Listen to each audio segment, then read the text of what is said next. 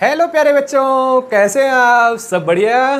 तो स्टार्ट करते हैं आज की क्लास। आज की क्लास में हम पढ़ने वाले हैं गोलीय संधारित्र के बारे में स्टडी करने वाले हैं, स्फेरिकल कैपेसिटर के बारे में स्टडी करने वाले हैं।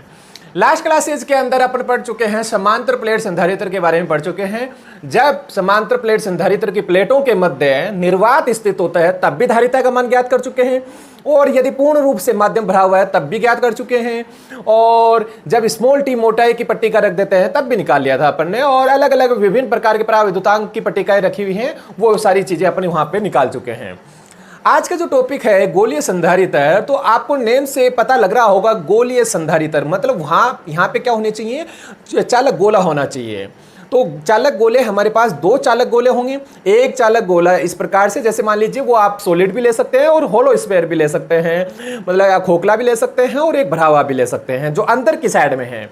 और बाहर वाला है जो यहाँ पे इसको ऐसे कवर करेगा, वो वाला आपको क्या करना है, खोखला लेना है। तो दो जो चालक गोले हैं वो कैसे लेने हैं, एक दूसरे के अंदर व्यवस्थित होने चाहिए। तो पहले स्टार्ट करते हैं डेफिनेशन के बारे में, स्टार्ट करते हैं कि गोलीय संधारित्र किसे कहेंगे।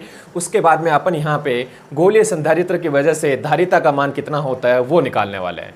तो गोलीय संधारित्र किसे कहते हैं, आपके सामने यहाँ पे डेफिनेशन लिखी हुई है।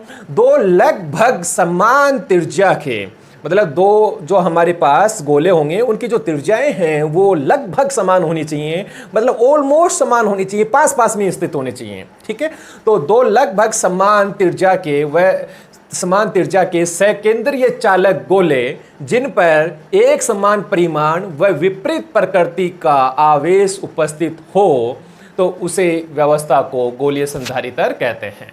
ठीक है बच्चों, तो यह हमारे पास गोलीय संधारित्र, दो लगभग समान त्रिज्या के सकेंद्रीय चालक गोले जिन पर समान परिमाण व विपरीत प्रकृति के आवेश उपस्थित होते हैं, उस व्यवस्था को गोलीय संधारित्र कहते हैं।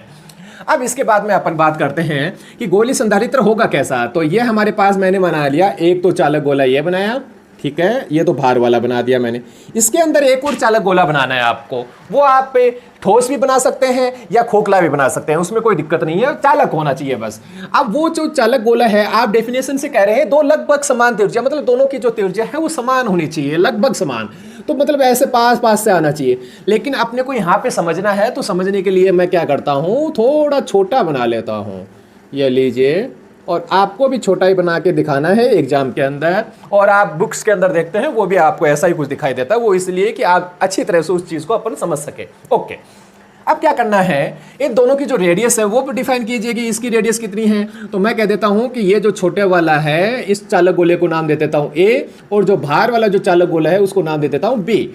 ठीक है, दोनों के जो सेंटर हैं वो एक ही हैं, वो सेंटर हैं, और यहाँ से मैं कह देता हूँ इसकी जो रेडियस है वो तो है स्मॉल है, इसकी त्रिज्या है स्मॉल है, जो चालक गोला ए है उसकी स्मॉल है, और जो चालक गोला बी है उसकी त्रिज्या है स्मॉल बी। अब क्या करना है आपको, यहाँ पे किसी एक चालक गोले को आवेश देना है, और दूसरे पे क्या होगा, प्रेरण की वजह से वहाँ पे आवेश है वो आ जाएगा। तो मैं किसको आवेश दूं, हमको आवेश देना होता है अंदर वाले को, बाहर वाले को क्यों नहीं देते। बाहर वाले को यदि आपने आज चार्ज दिया तो इस पे क्या हो जाएगा, प्लस चार्ज आ जाएगा। अब प्लस चार्ज की वजह से यहाँ पे प्रेरित होगा, वो नेगेटिव चार्ज प्रेरित होगा, इस पे नेगेटिव चार्ज प्रेरित होगा। अब नेगेटिव चार्ज होगा अंदर की साइड में पॉजिटिव। अब आपको क्या करना होगा, पॉजिटिव नेगेटिव को तो खींच के रखेगा, लेकिन पॉजिटिव को क्या करेगा, वहां से प्रतिकर्षित करने की कोशिश करेगा और बाहर निकालने की कोशिश करेगा। अब वो बाहर कैसे निकले, तो उसमें यहाँ पे प्रॉब्लम हो सकती है ना अपने को, कि यहाँ से आप अर्थिंग करवाएंगे तो अंदर से अर्थिंग करवानी पड़ेगी, तो वो दिक्कत वाला काम हो जाता है। तो हम क्या करते हैं कि एक ऐसा कोई वायर लेते हैं जिसके द्वारा यहाँ से अपन अंदर से इसको प्रवेश करा के इसको क्या कर देते हैं, चार्ज कर देते हैं, और इसको इंसुलेटर वायर लेते हैं यहाँ से, मतलब उस ऊपर है उसके कुचालक पदार्थ लपेटा हुआ है, और यहाँ पर अपन क्या करते हैं, इसको प्लस आवेश दे दिया हमने। मान लीजिए इसको जो चार्ज दिया गया वो प्लस क्यू आवेश है, चालक गोला जो अंदर की ओर स्थित है उसको हमने कितना चार्ज दिया, प्लस क्यू आवेश दिया।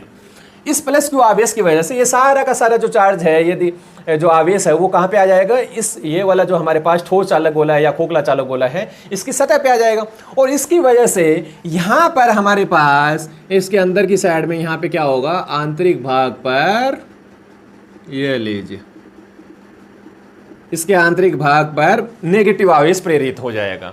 जैसे इस पे नेगेटिव आवेश प्रेरित होगा तो इसका जो बी वाले भाग का जो बाह्य सतह है उस पे कौन सा आवेश आएगा? पॉजिटिव आवेश आएगा।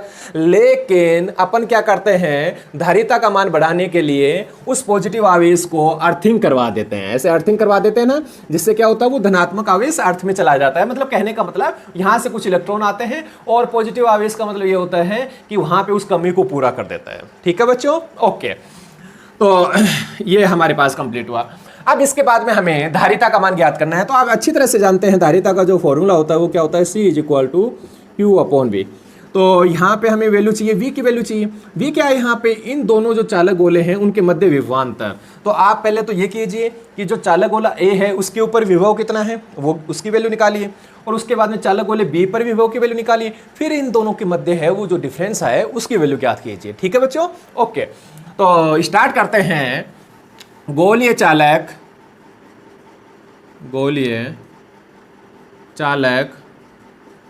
A पर +Q आवेश के कारण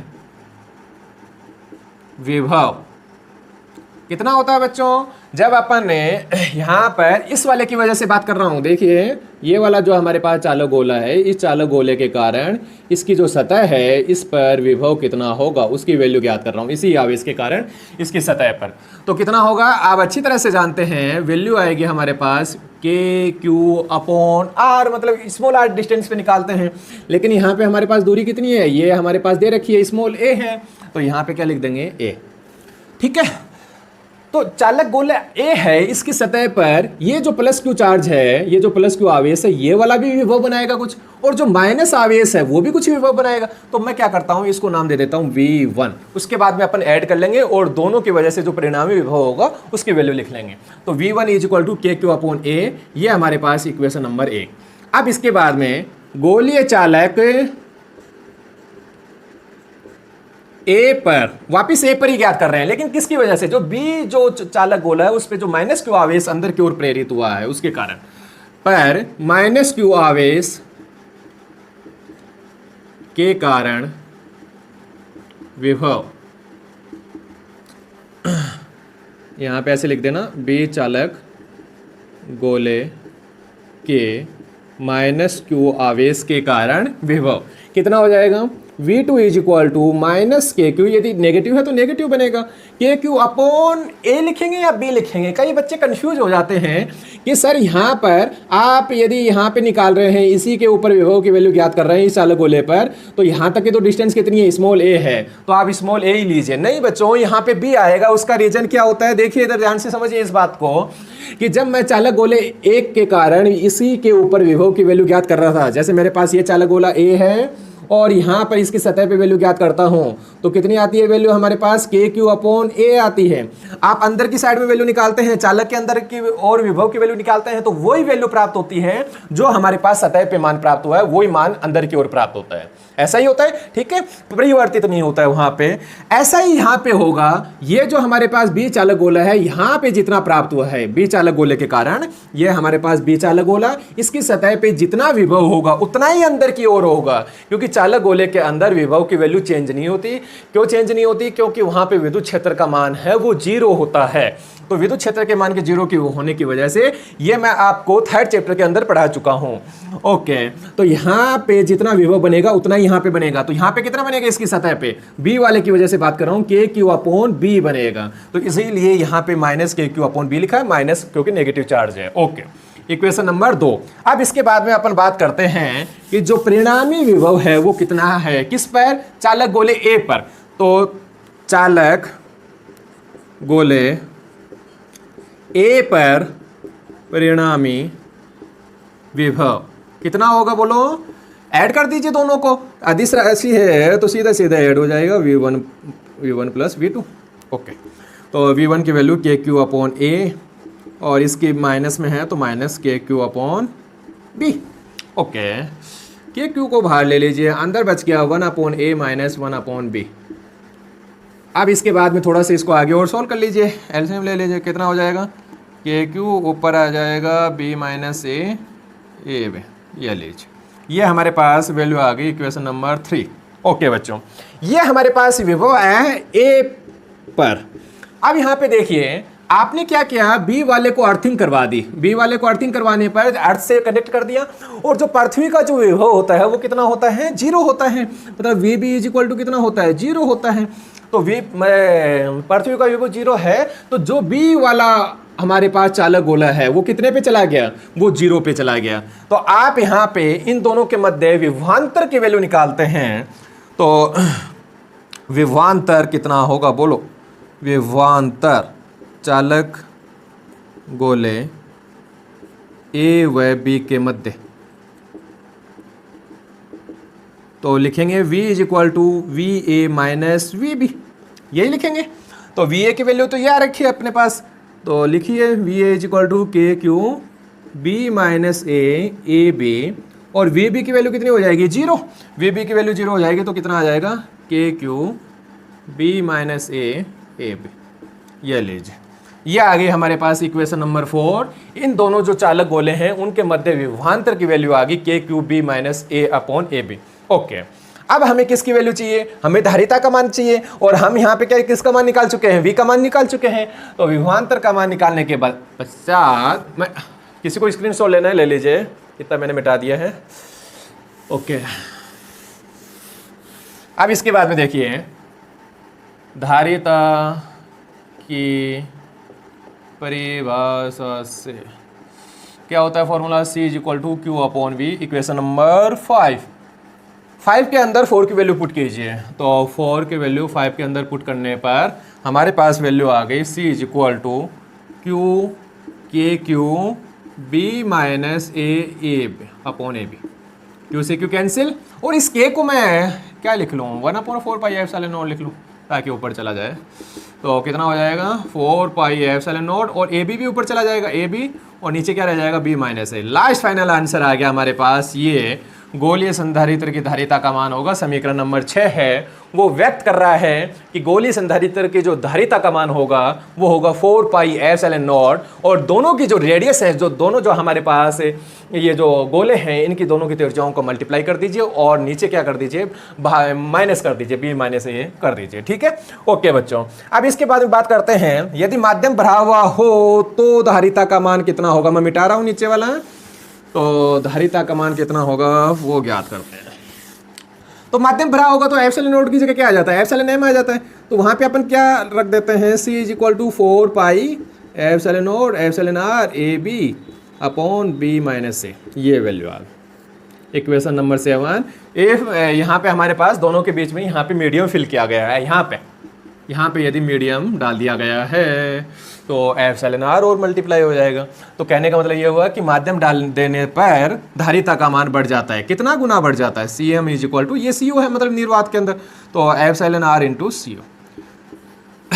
यदि दोनों चालक गोलों के मध्य एप्सिलॉन आर पर आवेदनांक का माध्यम डाल दिया जाता है तो धारिता का मान एप्सिलॉन आर गुना बढ़ जाता है। ठीक है बच्चों, ओके। इसके बाद में मैं एक केस की बात करता हूं, यदि if small a is equal to capital r, मतलब ये जो ए है उसको मैं कैपिटल आर लिख दे रहा हूँ, इसकी त्रिज्या को ए को कैपिटल आर, और जो बी की है उसको क्या कर दे रहा हूँ, इन्फिनिटी कर दे रहा हूँ।